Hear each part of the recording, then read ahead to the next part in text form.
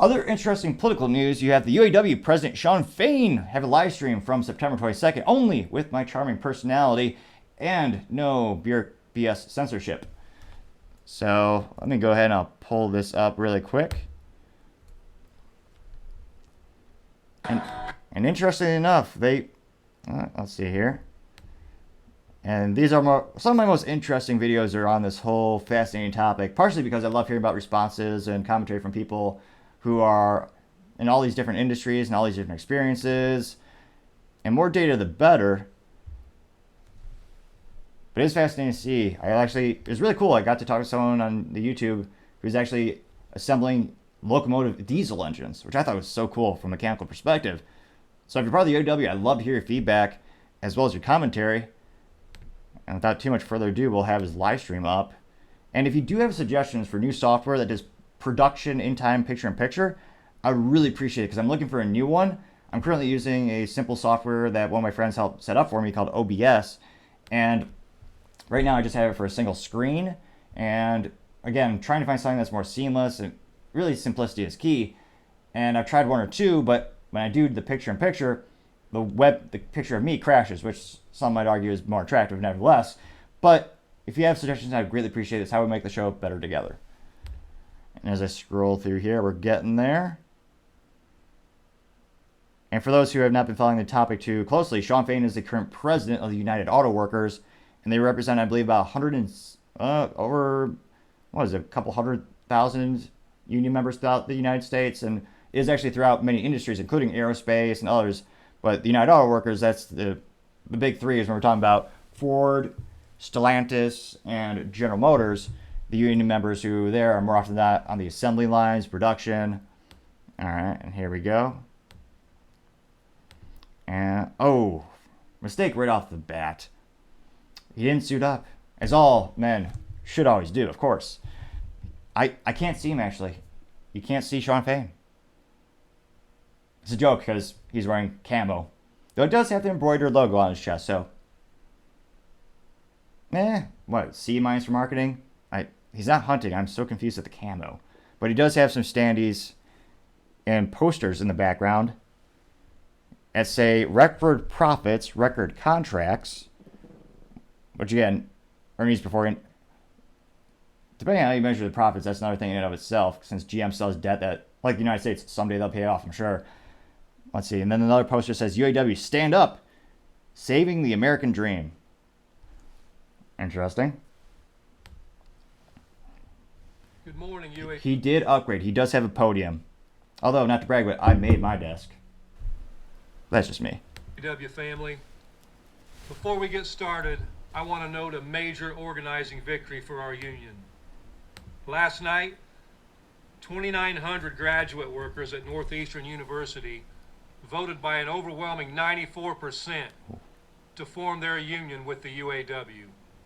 University. Congratulations first and foremost to these workers who have fought a multi-year effort against intense employer opposition to win their union.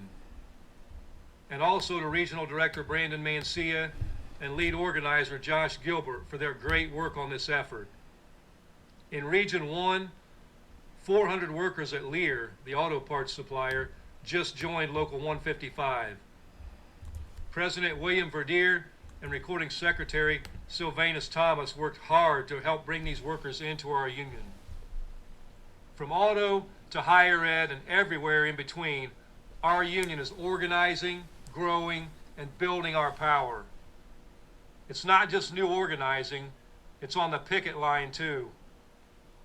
Our 1,400 UAW members at Blue Cross Blue Shield of Michigan just marked a week on strike. For years, the insurer has been outsourcing their work. So why would a company outsource work? Because they need to make a profit? Oh yeah, I forgot. Yeah. I would blame that on the UAW as well as minimum wage laws in the United States. That's where you saw the real big proliferation of this global economy, especially for call centers and customer support, where you had to outsource it.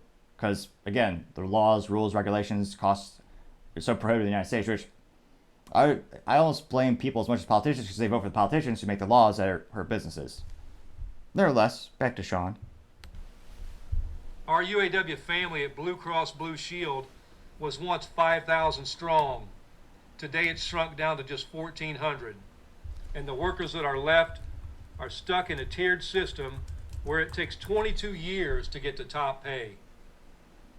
Our members have said enough is enough, and they are being strongly supported by Secretary Treasurer Margaret Mock, Region 1A Director LaShawn English, and Region 1D Director Steve Dawes. They are all working together to raise awareness and build public support for this critical fight.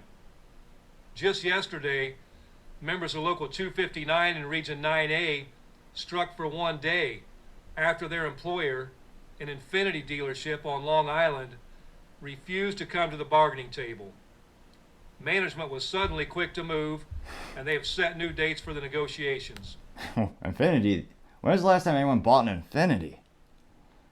It's like the most pathetic luxury brand in terms of, they used to make it really cool. I think it was a G37. But yeah, very few people follow that quote unquote luxury brand. And even fewer people actually know that Nissan owns it. And at ZF in Tuscaloosa, Alabama, in Region 8, nearly 200 members of Local 2083 who make front axles for Mercedes are on strike after voting down a contract that would have raised healthcare costs, maintained tiers, and left workers behind economically. They're being supported all out by Region Director Tim Smith, and they will win. Outside Philadelphia, our Local 644 members at Domodek are fighting for their fair share. The company's making a killing, but many workers don't make a living wage.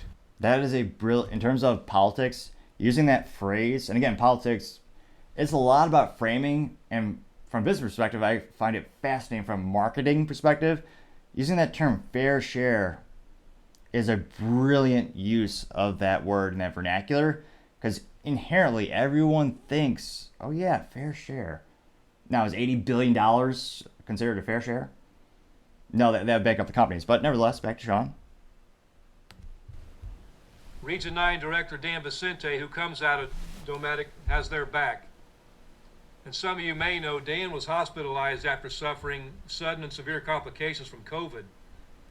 But the day he was discharged, he recorded a message of support for his Domatic family. Nothing can keep Dan or our union down. Not far away in Dayton, New Jersey, our Local 2326 members at West Rock Packaging are standing strong in their strike. When COVID was at its worst, they worked overtime to make the cardboard packaging that kept our economy going. They made the company and CEO David Sewell rich. But now he wants to slash their health care, and we're not going to let it happen. In Newton, Iowa, our Local 997 members at Fombert are facing down another employer that wants workers to go backwards. Fombert refused to start bargaining until 1 week before our contract expired. Sound familiar? Familiar is the people who do the slow protest and do the job as slow as possible. Yeah, it kind of does sound familiar now that you mention it. Then the company insisted on cuts to accident and sickness benefits. Our workers aren't having it, and Region 4 Director Brandon Campbell is giving them the support that they need. In just over a week, the contract for 3,500 workers at Mack Truck in Pennsylvania, Maryland, and Florida is going to expire. Our union family at Mack are fighting back against attacks on our health care, a 6-year progression to top rate, frozen cost of living allowance, and tiers that have left new hires without retirement security. The stand-up strike movement is not just about the big three. Everywhere, UAW members in the working class are ready to stand up against corporate greed and stand up for our communities. Finally, I want to lift up our members who have been holding the line at the big three for the past week. Local 2250, Region 4 in Wentzville, Missouri at GM. Local 12, Region 2B in Toledo, Ohio at Stellantis. And Local 900, Region 1A at Michigan Assembly in Wayne, Michigan. They have shown us leadership, courage, and creativity on the picket line. You might have seen some of the videos of music being played on the picket lines, or the long lines of Jeeps and Broncos in organized caravans. We salute them, and all I can say is reinforcements are coming. As we've said for weeks, we're not going to wait around forever for a fair contract at the Big Three. The companies know how to make this right. Again, using that term, fair. And then actually, I say 80 billion. GM actually estimated it cost $100 billion over the course of 4 years. At a time where before, and they're going to get more no matter what, before this happened, their cost was already the highest in the industry, making the products that are not the best in the industry, according to most polls, metrics, and surveys. But they want to keep increasing the cost. And I was going to say the 500-pound elephant in the room, the 500-pound panda in the room is the Chinese imports. Because China's been building up their EV fleet. And the U.S. government, they're forcing EVs on everyone. So they're going to increase in quantity. If China can start importing that in the United States at their price points, even Tesla's going to be getting pretty worried about that. The public is on our side. But again, I'm thinking about long-term, the ecosystem. Everyone has their different perspectives and kind of what their thoughts are. And the members of the UAW are ready to stand up. Obviously, we're doing things differently this time around. Our stand-up strike strategy is designed to do one thing. Cripple the business. Win record contracts. Yeah, sure. After years of record profits. We're focused on moving the companies at the bargaining table. To Mexico. That means maintaining our flexibility and our leverage to escalate as we need to. So fun little fact, just Googling it really quick. Ford Motor Company reported a $2 billion loss in 2022, which attributed to the special items. The company's adjusted earnings before interest the same year, 10.4 billion. Earnings before, people always forget EBIT, earnings before interest and tax, which again, ironically, the UAW votes predominantly for one party that raises taxes. So again, Ford lost $2 billion, and the UAW wants $80 billion over the course of 4 years. So that's 2, 4, 6, 8. So they want $20 billion per year. Okay. Again, I'm no mathematician or I'm no accountant, but I can read a product and loss statement pretty easily, and most of us can. I encourage, look at the 10Ks. They're all publicly traded, easy to find. Can and will go all out if our national leadership decides the companies aren't willing to move. Right now, we think we can get there. Stellantis and GM in particular are going to need some serious pushing. Obviously, going on strike isn't something we take lightly, and it's not something we do without a clear strategy to win. So let's talk about our strategy at the Big Three and what's happening in negotiations. As you know, we gave our members' demands to the company 2 months ago. They wasted over a month failing to respond. Now, I also can't help but wonder, how many man hours does it take for accountants to actually figure out the cost for these propositions from the UAW? I'm not saying maybe they didn't drag their feet, but I'm asking, that certainly takes some time, or I would supposedly guess. What would the economic impact be if they were to give, again, that $80 billion over the course of a 4-year contract? How many vehicles start to lose money at that point? Because again, if they're giving away that much money, that much benefits, you have to start to think, well, we have all these different factories, all these different products, all these different costs. A factory in this state costs different to run than a factory in this state. They're making a different vehicle here. They're making a different vehicle here. You're paying everyone these different rates. What's going to affect profitability? Well, all of a sudden, this factory become insolvent. Well, because of the new cost in that vehicle maybe being a crossover or a car. Cars are usually, on average, less profitable than trucks and SUVs. Well, if they're making a car like a Chevy Malibu for the 18 people who still want to buy that, well, all of a sudden, they're losing money on that vehicle because of this new cost.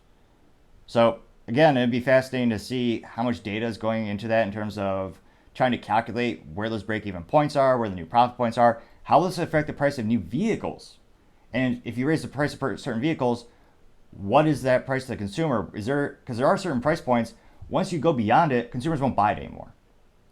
So if they have to adjust the price of a new Chevy Silverado 1500 XY Banana Falcon trim level, well, what's that price they can keep going before the consumer says no? And then you have to take into account the dealerships. They're going to mark it up a certain percentage. And don't get me wrong, that's maybe another topic for another time because they have the whole market adjustments and everything. So there are a lot of variables is what I'm trying to say is, and I'm wondering, is a month enough time to take that into account? Granted, GM's a huge company. I'm sure they have many accountants working there. But again, how much time? Again, they had 10 demands at the time. And GM estimated to be $100 billion cost. How long did it take for them to get to that number? Third-party analysts estimated it between 80 to 90 to 100 billion as well, which is why I referenced the 80 billion. I believe it was Reuters that had that article come out a couple weeks ago. There has been some movement, and particularly this last week, we've made some real progress at Ford. We're not there yet, but I want you to see the direction that Ford is going and what we think that means for our contract fight. So at Ford, the Rawsonville components and Sterling Axle employees will now be on the same wage scale as assembly workers. We have eliminated that entire wage tier. And let me know in the comments if you're part of the UAW. What are your thoughts of eliminating some of those tiers? From a capitalistic perspective and from a business perspective, I mean, I pay contractors different rates based on their skill set, their experience, their performance. Do you think everyone should be paid the same regardless of the job? That seems unusual for me. Is that common in manufacturing? Let me know in the comments. I'd be interested to see what you have to say and for that specific the negotiation point they're going with. We've also officially reinstated the cost of living allowance that was suspended in 2009. That's a big win for them. Family, that's important because many people said this couldn't be done, and we just did it. Fiscally speaking, yeah, that's a big give because not only giving huge raises, but they're going to get a cost of living. That's a big win for the UAW. I'm pretty shocked and impressed they got that. I can't help but wonder what else Ford will acquiesce or how much they can. Again, they just lost, what was it, $2 billion in 2022? Jeez. Which, again, is because of the UAW voting for politicians. Those politicians are pushing EVs. And you look at Ford's portfolio, they got Ford Blue, which that's ones that were traditionally Ford. I think the Ford Mustang, the good one with 3 pedals and a V8. The good old Ford F-150. That's Ford Blue. That's making the profits. You had Ford Commercial. Think of the big trucks. Makes sense for commercial sales. And then you have the Ford EV division. That's losing money every single day. They actually had to readjust their latest estimates of when they'll break even, kicking out that date even further. Which again, don't get me wrong, I believe Tesla took, 6 to 8. They only became profitable, I believe, in 2020 or 2022. It's only very recently that Tesla was able to make a profit. It took years. So again, Ford, the EV division of Ford, they might make a profit, but again, they're using it from the Ford Blue. So overall, the company is, they're transitioning, as they all say. We've also won, for the first time in our history, the right to strike over plant closures during the life of our agreement. Oh, jeez. I don't have to tell you that this is an important victory in our fight to save our jobs. Ford just shot themselves in the foot with that one. Again, I can't help but think of the old Radio Shack issue. Radio Shack used to be a great American company. You could kind of see, top right of me, you can see the CHER. That's actually the end of a sign that says Archer Antennas. And the top of it actually says Radio Shack. Radio Shack used to be a huge company with quite literally thousands and thousands of locations. Now, when they first went bankrupt, they were bought out by a company called American General. And the contingency of the buyout was they weren't allowed to close stores. And unfortunately, a lot of stores are close together, and many of them were not profitable.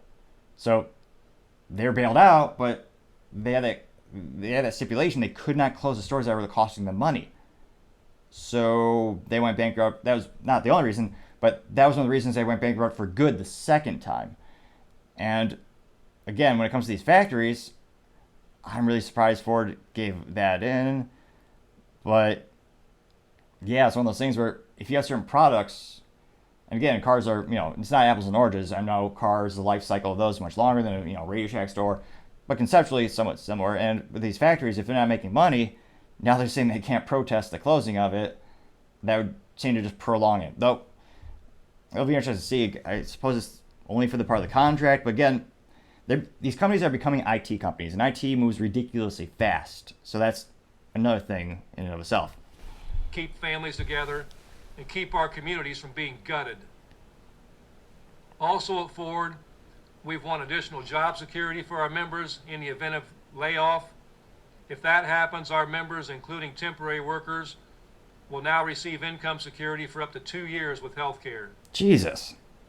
That's We ridiculously have good. moved Ford off of their concessionary formula to cut profit sharing, and instead want an enhanced profit sharing formula that would have resulted in a 13.3% increase for average employee in payouts last year.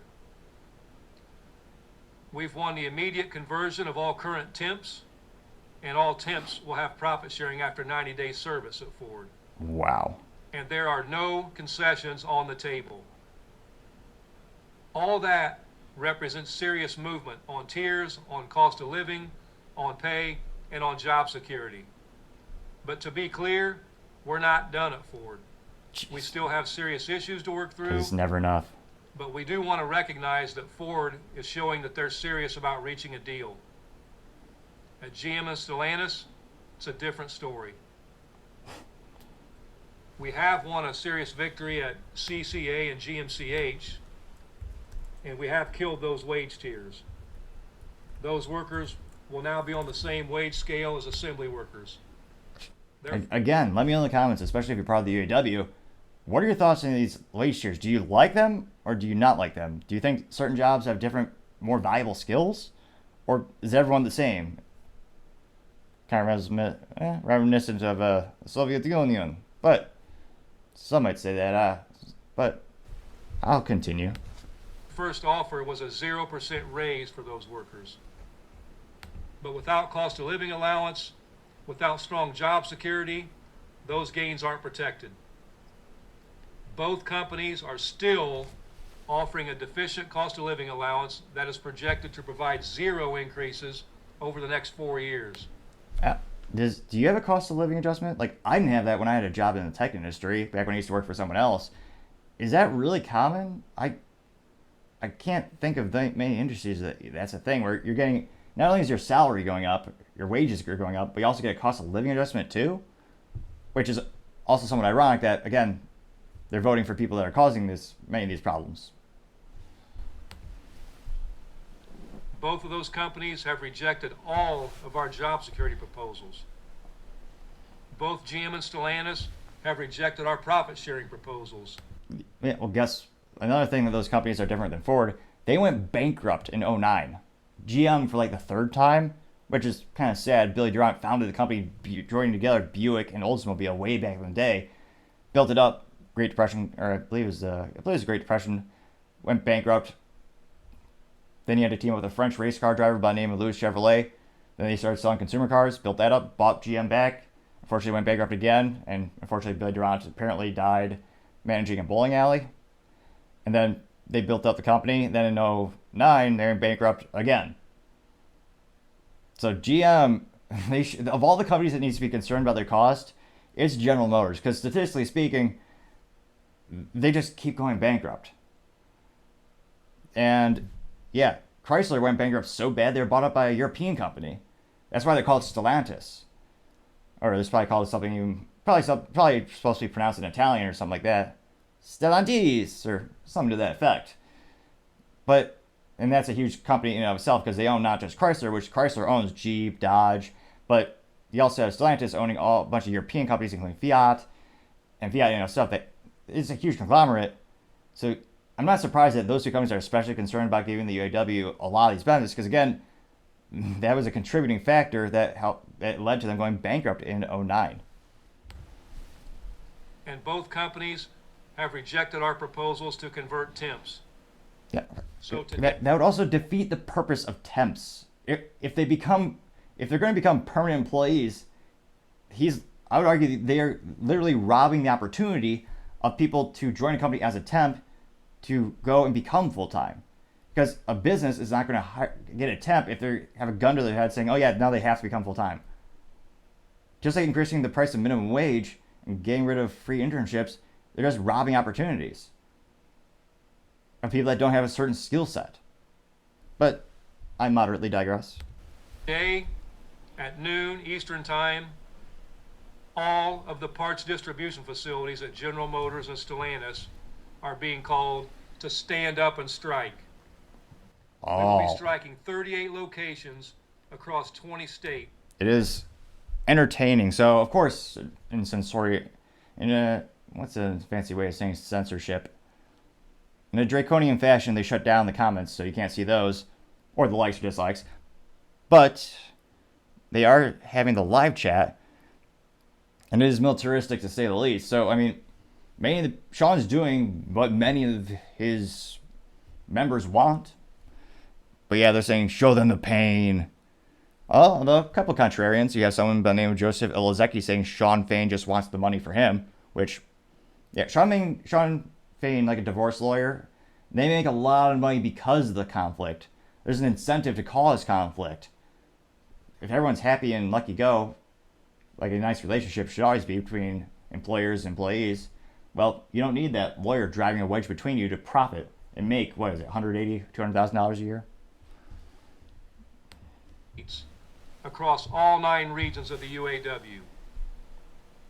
At General Motors, we call on the CCAs at Pontiac, Willow Run, Ypsilanti, Davison Road, Flint, Lansing, Cincinnati, Denver, Hudson, Wisconsin, Chicago, Reno, Rancho Cucamonga, Fort Worth, Martinsburg, Jackson, Charlotte, Memphis, and Philadelphia to stand up and go on strike. At Stellantis, we call on the parts distribution centers at Marysville, Centerline Packaging, Centerline Warehouse, Sherwood, Warren Parts, Quality Engineering Center, Romulus, Cleveland, Milwaukee, Minneapolis, Denver, Chicago, Los Angeles, Portland, Atlanta, Winchester, Orlando, Dallas, New York, and Boston to stand up and go on strike. The plants that are already on strike will remain on strike. That's Local 2250 at GM Wentzville, Local 900 Ford Michigan Assembly, and Local 12 at Stellantis Toledo Assembly. We invite and encourage everyone who supports our cause to join us on the picket line, from our friends and families all the way up to the President of the United States. We invite you to join us in our fight. The way you can help is to build our movement and show the companies that the public stands with us and stands with our elected national negotiators. That's one of my favorite fascinating things when you look at sample sizes and just different areas of social media. It's fascinating when I'm on YouTube, it looks like the comments are more often than not, in terms of the comments being negative or positive, more often than not, they're more pro-union. And when it comes to Facebook, it seems to be, I'd say, a little bit more pro-union. But then, like on LinkedIn, when I do a survey there, it's much more pro long-term business, stay profitable, less union. And actually, truth be told, when I did a poll asking, will this increase of $80 billion per 4 year, would that bankrupt the union, or would it bankrupt the big three? Majority of the people said yes, it would, coming in at 71%. Now, granted, the sample size was about 65 people, so small sample size, but it's interesting to see the different audiences on different mediums and the different perspectives you get. But in terms of the average public, I just think of the average mom and pop who can barely afford to pay rent, barely put food on the table because of the inflation the government caused, which, again, be careful who you vote for, but they can barely afford a new vehicle. Who has the highest cost of labor right now? It's GM, it's Ford, it's Stellantis, or Stellantis, as maybe some might say, if they want to be really fancy, pinky high. And this is going to increase even more. So, what do you think? Does the average person in the United States support the UAW? Is it a 50-50 split, as many political issues sometimes come down to? It's fascinating to see. I'm wondering, we'll see what people say in the comments this time. It'll be interesting. As promised, we're expecting to stand up strike in response to the lack of progress in bargaining with General Motors and Stellantis. We will shut down parts distribution until those two companies come to their senses and come to the table with a serious offer. Also, another great time to drive a Toyota or Honda, because if anything goes wrong, the dealerships, they still have parts. And interestingly enough, the parts last a long time. The members who will join the stand-up strike today are a living testament to one of the injustices we are fighting against at the Big Three: tiers. At Stellantis and GM, under the current Mopar and CCA structures, workers at parts distribution centers are permanently stuck on a lower wage scale. For workers hired after 2015, top pay maxes out at just $25 an hour, and it takes 8 years to get there. $25 an hour is pretty good depending on where you live, too. But taking 8 years, so again, let me know in the comments, what are your thoughts? Tiers yay or nay? GM has offered to bring those workers into an assembly wage scale, but without cost of living and job security like we've won at Ford, those members are still at serious risk. This week, the president of GM wrote an op-ed talking about how supposedly great the wages are for 85% of their workers. We fight for 100% of our members. Oh, as a perfect politician, we fight for 100%. Nothing bad. Yeah, 100%. We are committed to ending tiers across the board.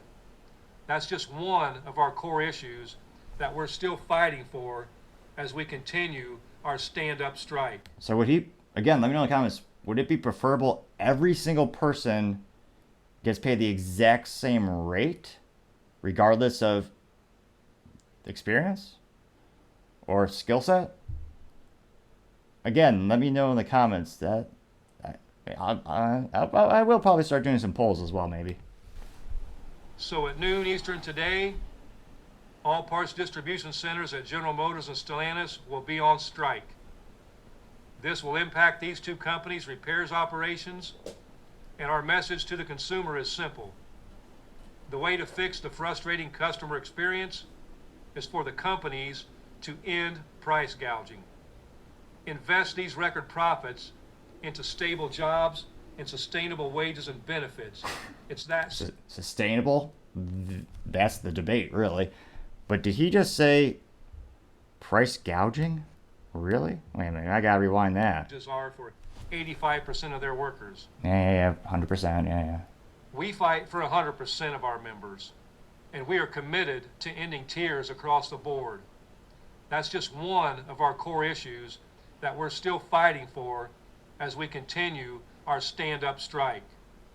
So at noon Eastern today, all parts distribution centers at General Motors and Stellantis will be on strike.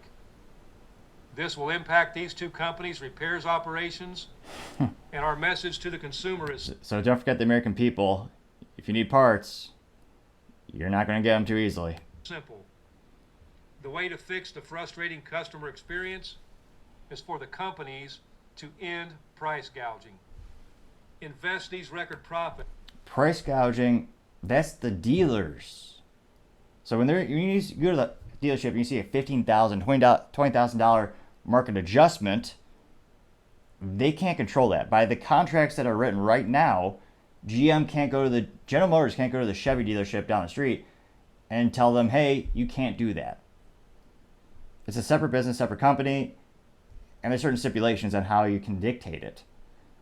One way to perhaps fix that in the future would be a direct sales model. Now, the issue with there is most states, they get a lot of their funding from the sales tax on new vehicles. So the states have a big incentive to keep the dealerships in business. So there's a little incentive there as things are currently set.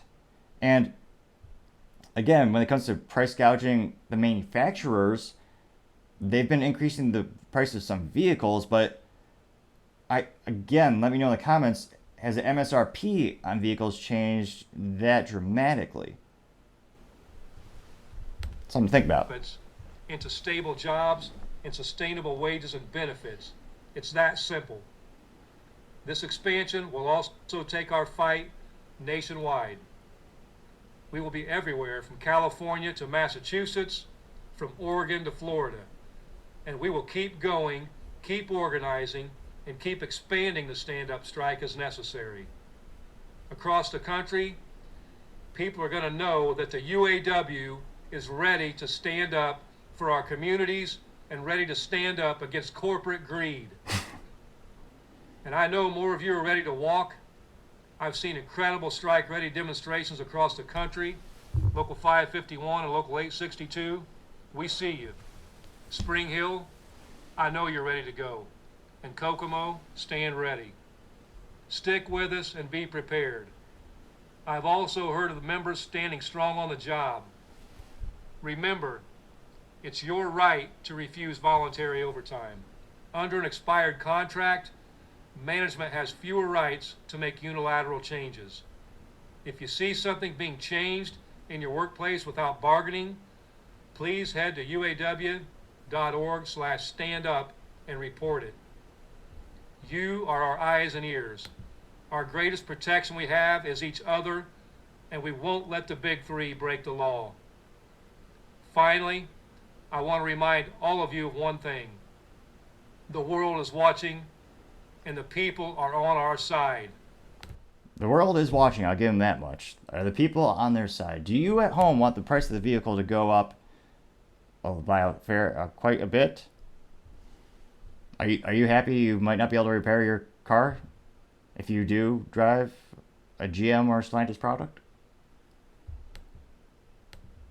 Are you someone who appreciates part of the price you're paying for that vehicle is electing politicians that are forcing EVs on us and increasing the cost of living? Something to think about. Poll after poll come out saying the American people support what we are doing. In fact, polls say support for our strike is growing. That's across parties, across ages, and across all kinds of people. And it's not just the U.S. Obviously, we've been in close contact with our Unifor family in Canada, and I know that all of you have been cheering them. Their fight is our fight. We've been in close contact with our Mexican union counterparts who have held demonstrations in front of GM offices in Mexico City. In Italy, 6,000 Stellantis workers recently went on strike. To our Italian union family, your fight is an inspiration. We support you, and your struggle is our struggle. From South Africa to Malaysia, we continue to receive letters and messages of strength and support, encouraging our members to hold the line and win big. And we will. So now it's time to hit the picket lines across the country. It's time to show the companies we are united, and we are fired up, and we are ready for a record contract. It's time to stand up against corporate greed. It's time to stand up for our communities.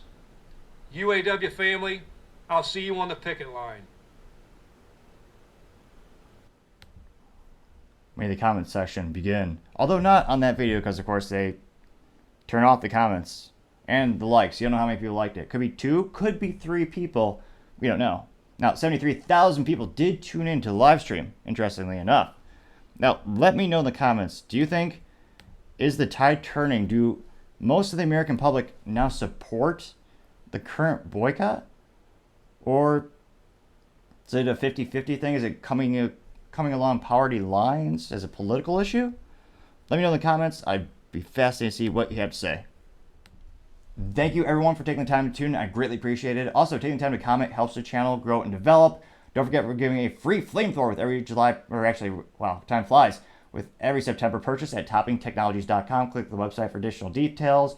Also, thank you so much. I really appreciate the feedback. If you can take the time to click that subscribe button, trying to get to 4,000 subscribers by the end of the month. So I'd greatly appreciate you clicking that button. Also, don't forget to take the time to tell your family, tell your friends, tell your coworkers, heck, tell your enemies, tell anyone and everyone. Just stay safe and fight the good fight.